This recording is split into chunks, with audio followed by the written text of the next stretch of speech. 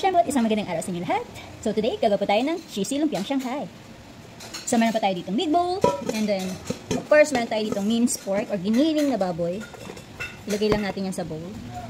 Meron po tayong pepper. So 1 teaspoon po ng ating pepper. And then ng salt. 1 teaspoon lang din. And then magic sarap, optional kung gusto nyo. Maglagay kayo. Kung ayaw nyo, okay lang. And then, i-mix lang po natin siya para makombine yung pampalasa dito sa ating meat. So, once na-combine nyo na po yung ating seasoning sa ating meat, ilalagay na po natin yung ibang mga ingredients. So, meron po tayo ditong onion, garlic, 2 eggs, carrot.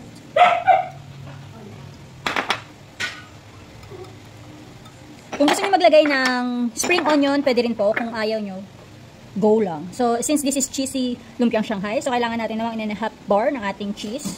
So, queso brand yung ginamit ko. So, maraming cheese yan. So, ngayon is, i-combine na natin yan. Mix lang.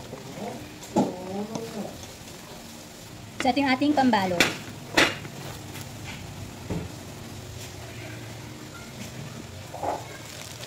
And then, meron tayo, nilagay siya sa piping bag para mas mabilis siya.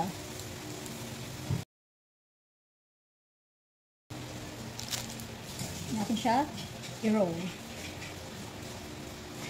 Ayan. And then, ikakat lang yan.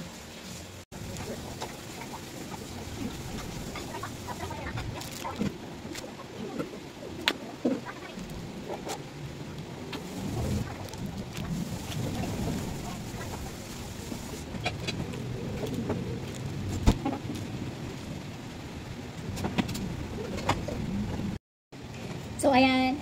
Eto, gikat ko na po siya.